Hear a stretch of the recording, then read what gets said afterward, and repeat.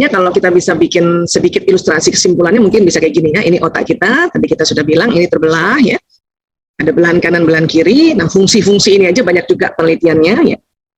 Dan kemudian kalau kita mau lihat di dalamnya, kita lihat tadi kita sudah sama-sama kembali belajar sama-sama, ada batang otak gitu ya.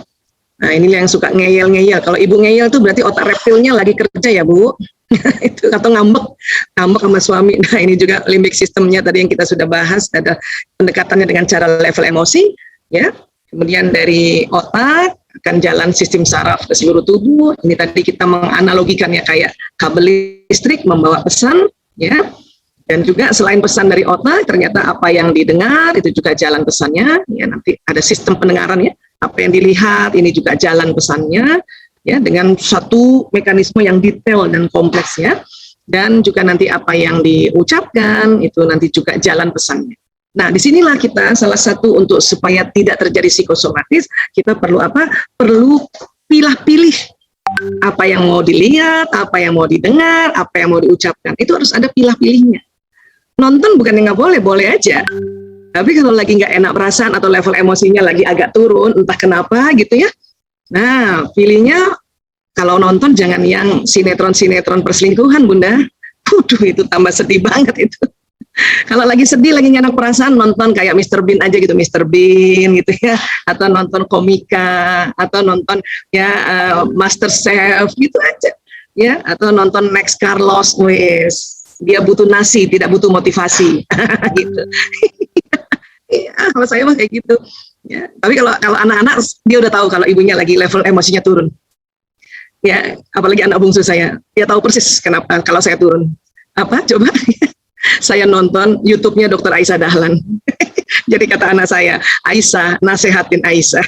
Pasti ibu lagi feel bad. Iya nak, supaya ibu nggak malu. Ya, ngomong-ngomong, kok nggak bisa move on cepet. Ya, dan nonton aja Dr. Aisyah. Seperti itu. Nah, macam-macam cara inilah yang untuk bisa kita menterapi diri kita sendiri. Kemudian emosi tadi kan kalau marah terlalu berkepanjangan dan jalan di sistem saraf, maka mulailah badan ini, soma ini ya sakit. Walaupun nanti diperiksa dengan berbagai macam laboratorium, alat penunjang yang lain semua dalam batas normal. Tapi nggak enak, apa ya lehernya enak aja.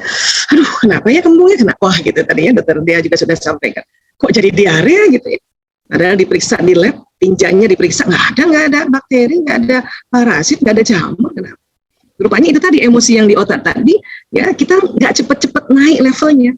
Kalau nggak cepet-cepet naik levelnya, pesannya juga turun. Nanti ada mekanisme hormon-hormon stres juga ya. Ini nanti. Ditambah lagi misalnya yang memang sebelumnya sudah ada misalnya hipertensinya, misalnya gitu ya.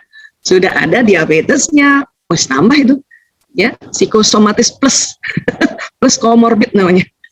Ya, jadi mulai deh.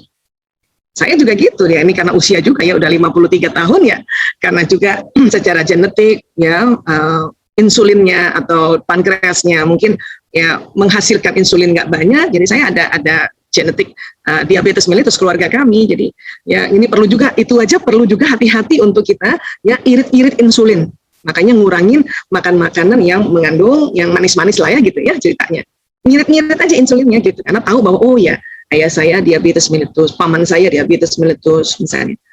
Tensi juga gitu, ibu saya hipertensi, ayah saya hipertensi. Oh berarti secara genetik pembuluh darah saya ini yang jenisnya barangkali bukan yang lentur, yang kaku. Makanya perlu perhatikan juga makan. Sudahlah, pembuluh darahnya kaku, makanannya coto Makassar. Cakep banget itu. Itulah nanti yang menambah pembuluh darah ini tambah kaku gitu. Susah jalan darah, pada darah bawa nutrisi, bawa mineral, bawa oksigen, ya Allah. Jadi itu semua yang harus diperhatikan juga. Kenapa? Karena itu juga yang nanti membuat psikosomatis. Ya selain tadi emosi tadi. Ya. Jadi emosi ini dia akan mempengaruhi feeling, thinking, acting. Feeling itu kita sepakat saja sama-sama di sini adalah salah satu kerja dari ya kolbu kita dengan mekanisme yang luar biasa. Thinking itu tadi paling tidak apa yang ada di otak, ilmu kita di prefrontal ini terblokir sementara. Ya, akhirnya actingnya ya misalnya marah nih, emosi marah. Kita nggak ingat apa-apa, misalnya udah nggak ingat, marah sama suami, oh lupa tuh jembatan surga, dia jodoh yang tertulis di Lauh Mahfuz, oh lupa itu sih, lupa. Ya, lagi marah, otak emosinya lagi kaku, batang otaknya kaku. Ya, di sini mulai juga karena ada kaitannya antara otak dengan jantung. Ya, mulai keluar hormon-hormon stres, mulai palpitasinya yang harusnya 80 kali per menit jadi 100 kali, duduk. Akhirnya aktingnya apa? Karena suami ya, pengen banget dicubit, cuman karena suami ya, mungkin bukan apa-apa ya, dia lebih gede badannya gitu ya, oh makanya bantal lah kita ambil, kita pukul-pukul, ya kita abreaction keluarin, bantal. Nah itu makanya emosi mempengaruhi feeling, thinking, dan acting ya. Nah ini di atas ginjal ini ada kita sebut anak ginjal di kelenjar adrenal ya. Sebelah mana sih Bu Aisyah ginjal? Itu di pinggang tuh Bu. Coba pegang dulu, masih ada pinggangnya nggak? Saya udah lurus, nggak punya pinggang lagi nih Bu. Di belakang tuh, itu ada ginjal, ada kelenjar adrenal. Ini yang mengeluarkan hormon stres nih. Ya, ada 3 teman-temannya nih hormon stres nih ya. Hormon stres pertama ada namanya adrenalin ya, yang meningkatkan degup jantung, mempercepat pernafasan, tambahan energi untuk bisa bergerak dengan cepat. Ini penting loh adrenalin. Cuman kalau kebanyakan, nanti mengganggu ya. Kemudian ada lagi norepinefrin. Ya, ini membuat seseorang terjaga ketika stres, jadi lebih awas melihat situasi atau lebih sadar dan senantiasa memikirkan tentang masalah tersebut. Nah, ini norepinefrin. Kita pun memang norepinefrin tentu harus keluar. Apalagi kalau kondisi kayak gini kan kita siap siaga juga kan. Cuman kalau ya terlalu banyak, itulah tadi dia akan juga ya membuat sebuah metabolisme atau mekanisme dalam tubuh ini yang lebay ya, atau yang terlalu berat sehingga psikosomatis juga. Ya. Dan satu lagi sering terkenal dengan nama kortisol. Ya. Saat stres, hormon ini menjaga keseimbangan cairan dan tekanan darah. Jadi kalau kita stres, kortisol tuh ngebantuin kita sebetulnya ya. Namun dia melonjak ya, berbahaya untuk kesehatan kalau dia lagi naik. Makanya jadinya adrenalin, norepinefrin, kortisol, ingat ya, ini Allah yang ciptakan. Ilmuwan hanya menemukan dan kasih nama supaya gampang dijelasinnya. Gitu. Jadi memang Allah saking sayangnya sama manusia ini, ya Allah, udah dikasih ada hormon bahagia, ada hormon stres juga. Untuk apa? Untuk badan ini ya bisa melakukan mengantisipasi kalau kita ada takut, ada khawatir, ada cemas dan sebagainya. Tapi sekali lagi, kalau dia keluarnya terlalu banyak, nah ini nanti mengganggu metabolisme tubuh dan akhirnya psikosomatis. Ya. Gejala yang sering dirasakan ya tadi sudah disampaikan oleh Dr. Dea, jantung berdebar, sesak nafas, lemas, nyeri ulu hati, nafsu makan menurun, sulit tidur, nyeri kepala, nyeri seluruh tubuh, nyeri dada, batuk, nah ini juga bisa loh. Terus pas diperiksa ya, nah pilek juga bisa juga nih. Pas diperiksa tidak ditemukan kelainan pada pemeriksaan fisik maupun pemeriksaan penunjang lainnya seperti ronsen atau laboratorium. Ya, ada kok memang penyakit yang ini semua kan ada ya. Tapi kalau diperiksa ternyata ya itu dalam ya penunjangnya ada nilai-nilai yang terlalu kecil dari batas normal atau terlalu tinggi dari batas normal. Tapi ini kalau psikosomatis biasanya ini aman aja semuanya. Ya, aman semua. Bu Aisyah, tapi saya memang ada asma. Nah itu bawaannya sudah ada asma, tapi karena psikosomatis, itu bisa asmanya kambuh kan? Itu juga penyebabnya bisa psikosomatis nanti karena asmanya kambuh. Ya, nah ini. Kemudian cara menghindarinya gimana?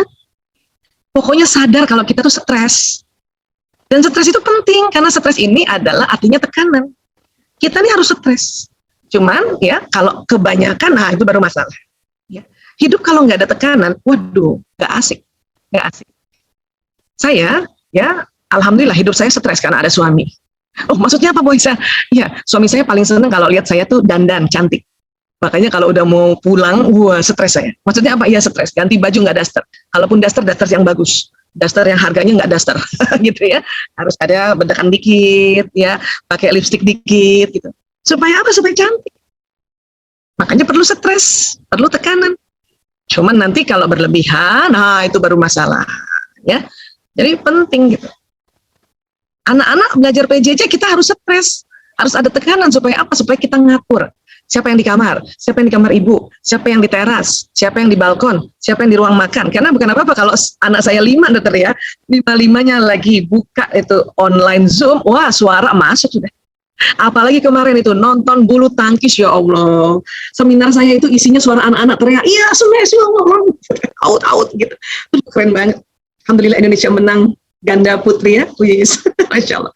Seneng banget zaman dulu, inget banget itu kalau kita mau ada limb sweeping Rudy Hartono. Siapa yang zamannya Rudy Hartono, Bu? Coba angkat tangan, Bu.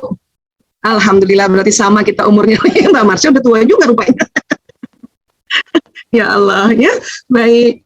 Nah, kemudian kita harus ingat surat Al-Baqarah ayat 152. Bismillahirrahmanirrahim. Faskuruni askurkum. Ya, Masya Allah. Karena itu ingatlah kamu kepadaku, niscaya aku ingat pula kepadamu. Niscaya, niscaya ini bukan moga-moga loh. Pasti, niscaya. Makanya dalam memanage emosi kita, memanage psikosomatis kita, memanage pikiran, perasaan dan sebagainya, kita diminta ingat pada Allah. Faskuruni askurkum. Masya Allah. Niscaya. Ya, washkuruli wala takfuruni. Ya, dan bersyukurlah kepadaku.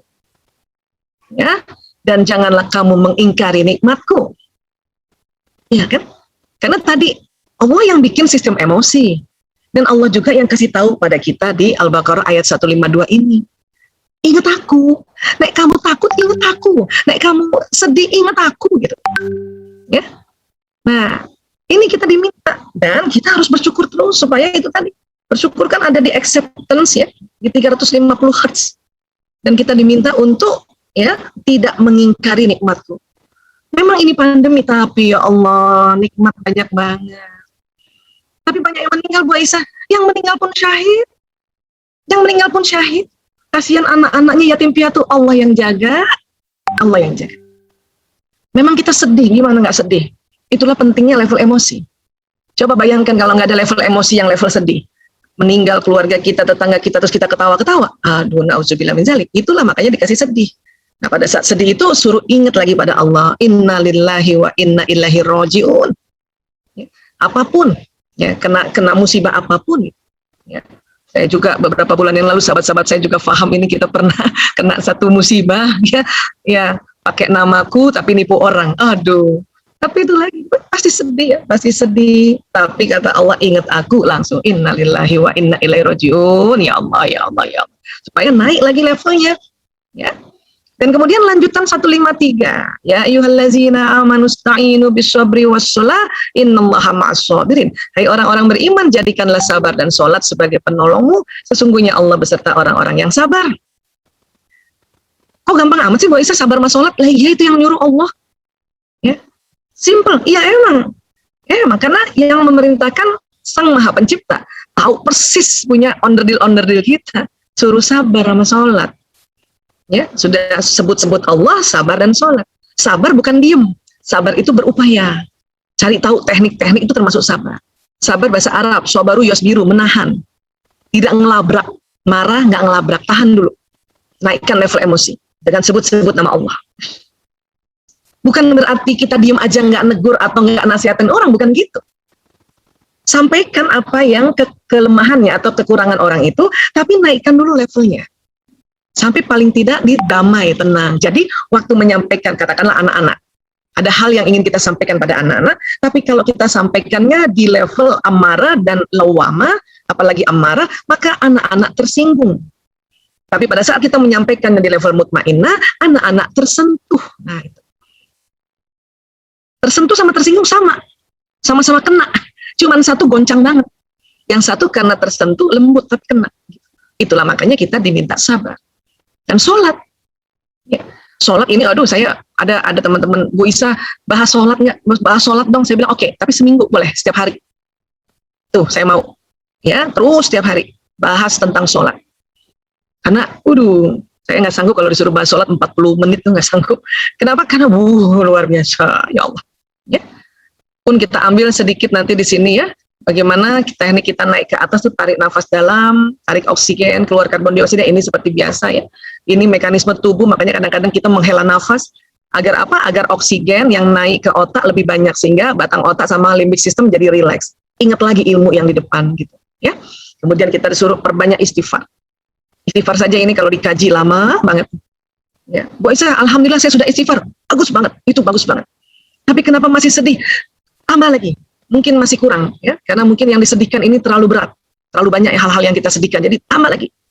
Kok jadinya malah marah Bu Aisyah habis istighfar? Oh, itu bagus. Berarti dari sedih, udah sampai level marah, berarti itu udah move on, cuman masih kurang lagi istighfarnya, tambahin lagi. Sampai rasanya betul-betul ada minimal di courageous tadi.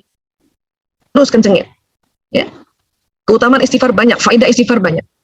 Satu hadis saja ini dari hadis Abu Dawud, Ibnu Majah, Hakim dan Baihaqi. Ya, Rasulullah SAW bersabda, siapa saja rutin baca istighfar, maka Allah akan memberikan solusi atas setiap kesulitannya, penyelesaian bagi setiap permasalahannya, dan dia akan memberinya rezeki dari jalan tak terduga. Mau pakai teknik apa lagi kalau sudah kayak gini? Ya. Cuman kadang-kadang kita ya tidak sadar bahwa istighfar ini dahsyat. Bayangkan, kan kita selama ini mikirnya, aduh saya sulit, makanya disuruh istighfar. Allah memberikan solusi. Aduh sekarang ini banyak masalah ya, itulah disuruh istighfar. Karena Allah memberikan penyelesaian. Aduh ini rezeki susah sekarang. Kesehatan, ya ilmu, anak-anak daring, apa ini gimana nanti? Nah gitu kan ibu-ibu ya. Uang apa lagi? Ya sudah itu disuruh istighfar. Rezeki dari jalan tak terduga. Enak banget. Enak banget. Ya. Psikosomatis, istighfar lah. Supaya tidak jadi psikosomatis. Karena kita tahu tadi cara kerjanya secara populer tadi saya jelaskan ya seperti itu. Istighfar, astagfirullahaladzim, astagfirullahaladzim, astagfirullahaladzim, astagfirullahaladzim. Dan istighfar ini kalau kita bedah ini nggak main-main. Ya. Kemudian sholat ini saya cuma ambil sedikit saja nih. Dari kalau 7 hari ya, sedikit aja.